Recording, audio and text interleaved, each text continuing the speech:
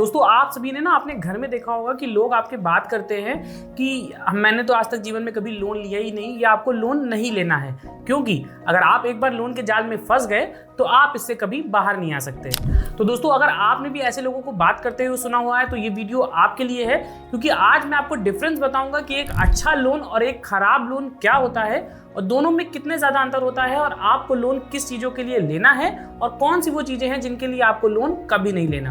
नमस्कार दोस्तों, मैं सीए सत्यम गुप्ता एक बार फिर से आप सभी का स्वागत करता हूं हमारे इस नए वीडियो में, जहां मैं आपको बताऊंगा डिफरेंट टाइप्स ऑफ लोन्स के बारे में। तो चलिए आज के इस इंटरेस्टिंग के वीडियो को स्टार्ट करते हैं, जिसमें सबसे पहले इंपॉर्टेंट वो सारे लोन्स होते हैं जिनको आपको जरूर लेना है, क्योंकि अगर आप ऐसे लोन्स लेते हैं तो आपकी वेल्थ क्रिएशन में आपकी मदद करते हैं और जो भी आपने पैसा उधार लिया है इससे आप कहीं ज्यादा वेल्थ बनाते हैं ऐसे लोन को लेने के बाद। तो सबसे पहले हमारा इंपॉर्टेंट लोन होता है इस कैटेगरी में हाउसिंग लोन का।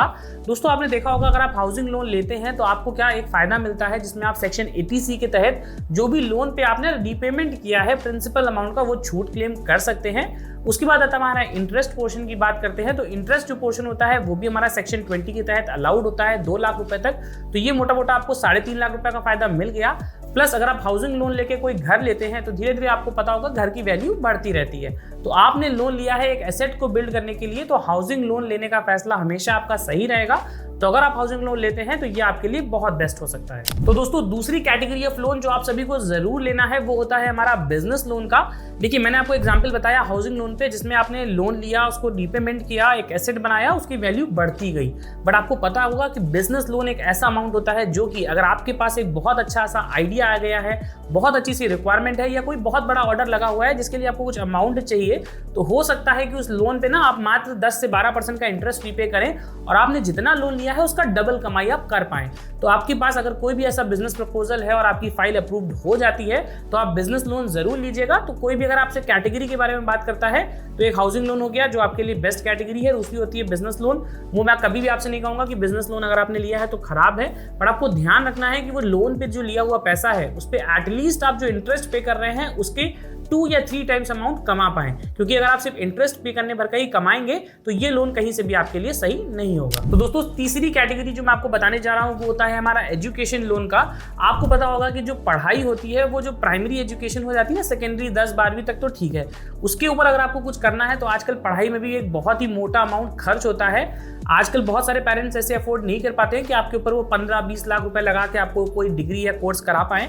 तो अगर आपके पास इतनी काबिलियत है कि आपको वो डिग्री या कोर्स करके आपको लगता है कि आप एक अच्छी जॉब हासिल कर सकते हैं, तो ऐसे केसेस में सरकार आपको ऑप्शन देती है या बैंक्स आपको ऑफर देते हैं एजुकेशन लोन का।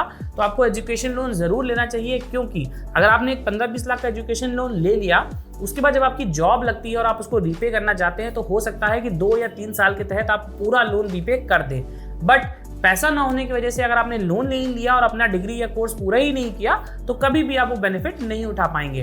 तो आपको एजुकेशन लोन लेने से कभी नहीं घबराना, क्योंकि ये लोन वो होता है कि अगर आपने कोर्स में या कहीं पे भी डिग्री हासिल कर ली तो आपको एक मोटी तनख्वाह मिल सकती है। तो दोस्तों चलिए आगे बढ़ते हैं अपने वीडियो के दूसरे पार्ट की तरफ, जहां मैं आपको बताऊंगा बैड लोन्स के बारे में। मतलब वो सारे लोन जो आपको नहीं लेने हैं और आप बिना सोचे समझे लोन ले लेते हैं, ये डिसीजन आगे चल के आपके लिए बहुत हैवी पड़ सकती है। तो दोस्तों ऐसे कैटेगरी में सबसे पहले जो हमारा लोन आता है वो होता है कंज्यूमेबल गुड्स का। आपने ना दोस्तों अपने अगल बगल अपने फ्रेंड सर्कल में देखा होगा, लोग क्या करते हैं आजकल कि आईफोन बाय कर लेते हैं, या हो सकता है एक महंगा सा लैपटॉप, एक कैमरा या कोई भी चीज बाय कर ले।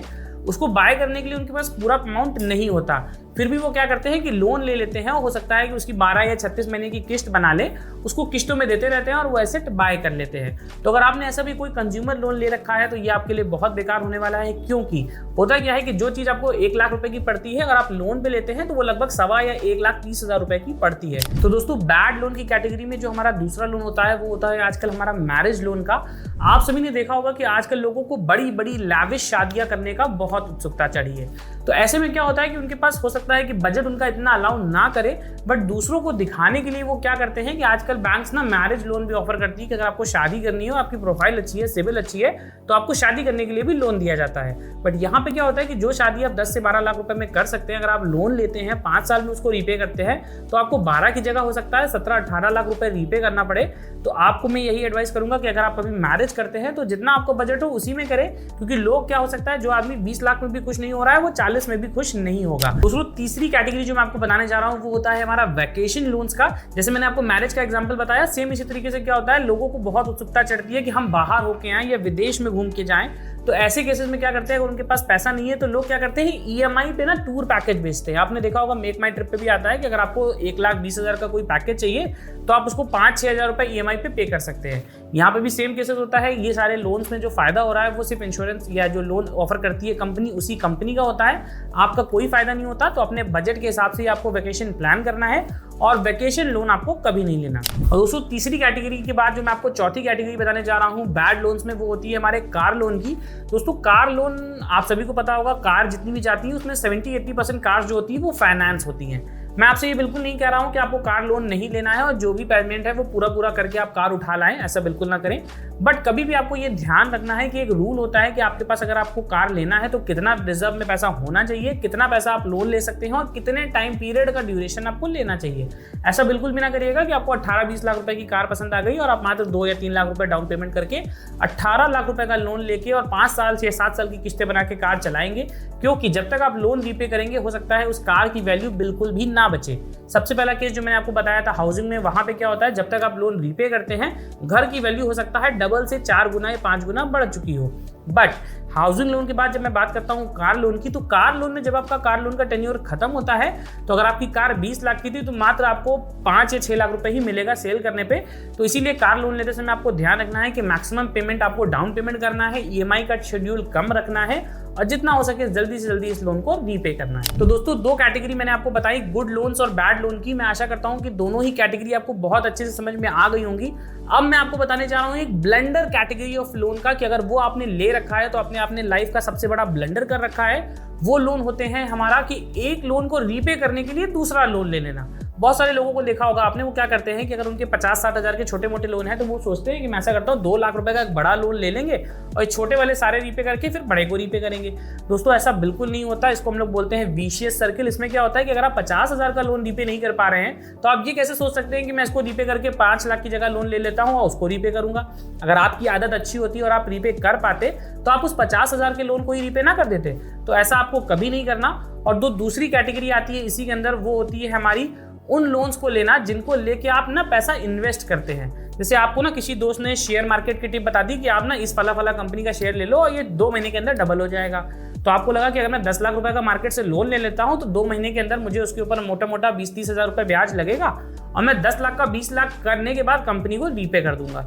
तो होता क्या है कि अगर आपने ऐसा कोई लोन लेके मार्केट में या कहीं पे इन्वेस्ट कर दिया और इन्वेस्ट करने के बाद वैल्यू बढ़ने की जगह कम हो गई तो होता क्या है, आपको ब्याज भी देना है प्लस आपको लोन भी रीपे करना है और वैल्यू जो थी वो आपकी नहीं बढ़ रही है, क्योंकि इन्वेस्टमेंट हमेशा मार्केट में रिस्की होती है। तो इस तरीके के लोन्स को आपको कभी नहीं लेना। तो मैंने जो लास्ट में 2 कैटेगरी बताए ये सबसे बड़े ब्लेंडर हैं। अगर आपके जानने में किसी ने ऐसा किया हुआ है तो आप उनको जरूर एडवाइस करिएगा कि मेरा ये वीडियो जरूर देखें और इन दोनों लोन्स को जितना जल्दी हो सके रीपे कर दें। तो दोस्तों आज मैंने आपको डिफरेंट टाइप्स ऑफ लोन्स के बारे में बताया। इसमें अलग अलग कैटेगरी बताई कि कौन से लोन्स अच्छे होते हैं जो आपको जरूर लेने हैं, कौन से लोन वो होते हैं जो बैड लोन की कैटेगरी में आते हैं, और लास्ट में मैंने आपको बताया ब्लेंडर कैटेगरी ऑफ लोन जो आपको कभी नहीं लेना। तो मैं आशा करता हूं ये सारी चीजें आपको बहुत अच्छे से समझ में आ गई होंगी। फिर भी अगर आपके मन में कोई डाउट है तो आप नीचे कमेंट जरूर करिएगा, मैं आपको जरूर रिप्लाई करूंगा। मिलते हैं आपसे अगले वीडियो में, तब तक के लिए धन्यवाद।